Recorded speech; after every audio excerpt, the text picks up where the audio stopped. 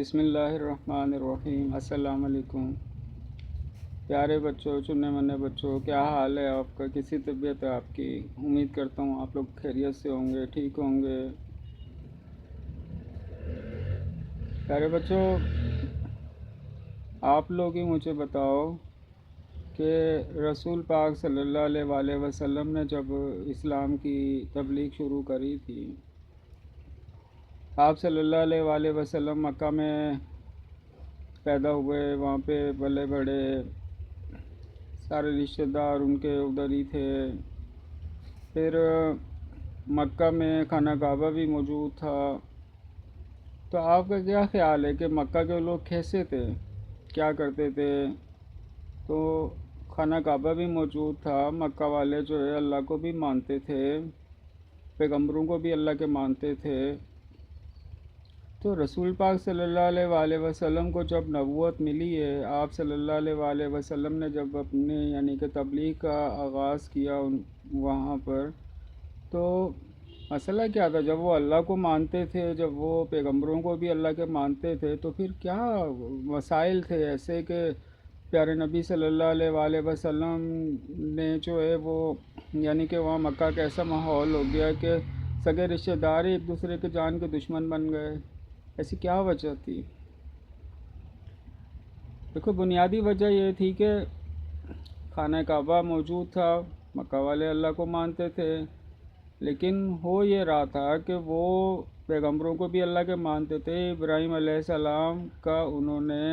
مجسمہ بت بنا کے وہ خانہ کعبہ میں رکھا ہوا تھا۔ پھر اس کے علاوہ اور بھی کہ بت انہوں نے وہاں پہ رکھے ہوئے تھے جو ان کے بزرگوں کے بت تھے، کہ جو ان کے بزرگان دین تھے، وہ ان کو بھی انہوں نے خدا کا درجہ، بھگوان کا درجہ دے دیا تھا، اور ان کے بت بنا کے انہوں نے وہاں پہ کہ جتنے پیغمبروں کو اور اپنے بزرگوں کو انہوں نے بھگوان کا درجہ، خدا کا درجہ دے دیا تھا، اور ان کے بت بھی بنا کے انہوں نے وہاں پہ خانہ کعبہ میں سجا دیے تھے۔ تو بات یہی ہے، وہ یہی کہا کرتے تھے کہ یہ بھی ہماری کہ باتیں سنتے ہیں اور جو ہے نا ہماری ضرورتیں پوری کرتے ہیں۔ تو یہ رسول پاک صلی اللہ علیہ وآلہ وسلم کی جو تبلیغ تھی نا، اس کا آغاز ہی یہ تھا کہ لا الہ الا اللہ محمد رسول اللہ، کہ اللہ کے سوا کوئی معبود نہیں، اللہ اکیلا، اس کا کوئی شریک نہیں۔ تو یہ ان کی بیسک جو ہے نا تبلیغ کا آغاز تھا۔ اس وقت نہ قرآن تھا، نہ حدیثیں تھی، کچھ بھی نہیں تھا،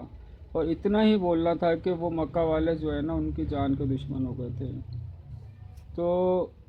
ہمارا آج بھی دین وہی ہے۔ آپ قرآن کو، حدیثوں کو آپ ابھی ایک طرف رکھ دیں، اور آپ صرف اپنے جو فلسفہ ہے نا، جو پیارے نبی صلی اللہ علیہ وسلم کی تبلیغ کا آغاز تھا، آپ ابھی ادھر ہی اپنا ذہن لے کے جائیں کہ آج کے دور میں کیا ہو رہا ہے۔ آج کے دور میں بھی بہت سارے فرقے بن گئے ہیں، دیوبندی، بریلوی، اہل حدیث، شیعہ، اسماعیلی، اور اللہ جانے دنیا بھر میں کتنے فرقے بن گئے ہیں، ٹھیک ہے نا۔ اب ہو کیا رہا ہے کہ فرقے سارے ہی جو ہے نا یہ ایک دوسرے کو کافر بولتے ہیں، اور اللہ پاک نے قرآن میں بولا ہے کہ جو لوگ فرقے بنائیں گے ان کو عذاب ہوگا۔ تو انہوں فرقے والوں نے بھی اپنے اپنے بزرگوں کو خدا بھگوان سمجھ رکھا ہے، کہ جو لوگ ان کے فرقوں والے علماء ہیں وہ سارے ایک دوسرے کو کافر بولتے ہیں۔ تو پیارے نبی صلی اللہ علیہ وسلم نے ہمیں سمجھایا کہ جو لوگ ایک دوسرے کو کافر بولتے ہیں وہ لوگ کافر ہو جاتے ہیں۔ تو یہ لوگ اپنے اپنے فرقے کے علماء کو کسی بھی صورت میں کافر نہیں مانتے، ان کو بھگوان خدا کے برابر انہوں نے بنا رکھا ہے، ٹھیک ہے نا۔ مورتیاں تو خانہ کعبہ میں لگانے کی ان میں حیثیت کہ وہ طاقت نہیں ہے کہ وہ مورتیاں رکھ سکیں، لیکن اب انہوں نے اپنے دلوں کے اندر ان کو جو ہے اپنے بزرگوں کو، جو ان کے فرقے کے، چاہے دیوبندی فرقہ ہے چاہے بریلوی فرقہ ہے، اپنے دلوں میں ایسی انہوں نے تعظیم بٹھا دی ہے کہ وہ بھگوان خدا کے برابر ہو گئے۔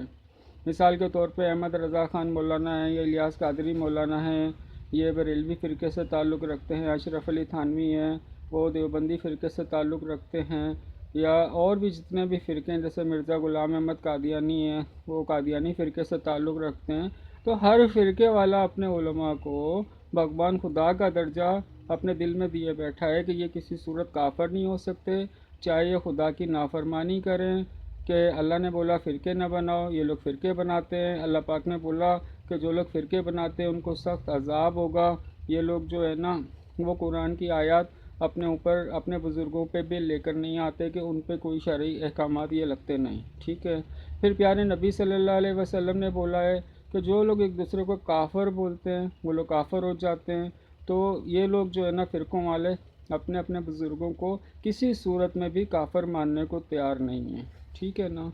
تو یہ ہمارے پیارے نبی صلی اللہ علیہ وآلہ وسلم کی جو بنیاد تھی تعلیمات کی، یعنی کہ جب نہ قرآن تھا نہ حدیثیں تھیں، تو رسول پاک صلی اللہ علیہ وآلہ وسلم نے صرف ایک کلمہ توحید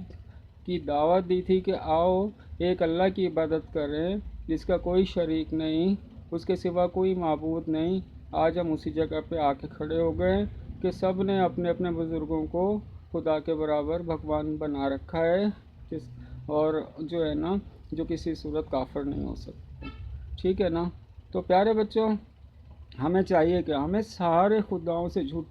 سارے جھوٹے معبودوں سے، سارے کافروں سے توبہ کرنی چاہیے کہ ہم کسی کافر کی پیروی نہیں کرتے، ہم پیارے نبی صلی اللہ علیہ وسلم کی پیروی کرتے ہیں، اور پیارے نبی صلی اللہ علیہ وسلم نے بتایا تھا کہ 73 فرقے بنیں گے اور 73 میں سے صرف ایک فرقہ جنتی ہوگا جو کہ پیارے نبی صلی اللہ علیہ وسلم اور صحابہ کرام رضی اللہ عنہ اجمعین کا ہے، وہ فرقہ جنتی ہے۔ ہمارا کام صرف اتنا ہے کہ سب کو اتنی دعوت دیں کہ بھائی وہ فرقہ جنتی ہے، اس کی طرف بھاگو، سارے کے سارے اس فرقے کا اپنے دل میں عہد کرو کہ ہم اللہ کو مانتے ہیں اور پیارے نبی صلی اللہ علیہ وآلہ وسلم کے فرقے سے ہمارا تعلق ہے، اور باقی سارے کافروں سے ہم الگ ہیں۔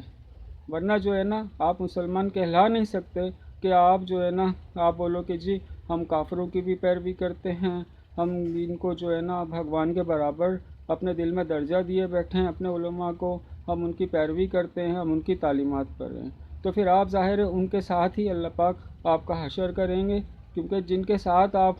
رہو گے، جن کی تعلیمات پہ آپ چلو گے، اللہ پاک ان ہی کے کھاتے میں آپ کو ڈالیں گے۔ تو آپ اپنے ایمان کو بچانے کے لیے پیارے نبی صلی اللہ علیہ وآلہ وسلم کے ساتھ اپنا تعلق بنا لو کہ ہمارا تعلق پیارے نبی صلی اللہ علیہ وآلہ وسلم کے فرقے اور ان کی جماعت سے ہے، اور باقی سارے فرقوں سے ہم الگ ہیں، ٹھیک ہے نا۔ یہ بڑا مختصر سا طریقہ، میں نے آسان سا طریقہ آپ کو سمجھا دیا ہے کہ کون سا فرقہ جنتی ہے، آپ اپنے کیسے اپنے ایمان کو آپ سلامت رکھ سکتے ہو، ٹھیک ہے۔ السلام علیکم پیارے پیارے بچوں، امید کرتا ہوں کہ آپ کو یہ بنیادی بات سمجھ آ گئی ہوگی اسلام کی۔ اللہ حافظ۔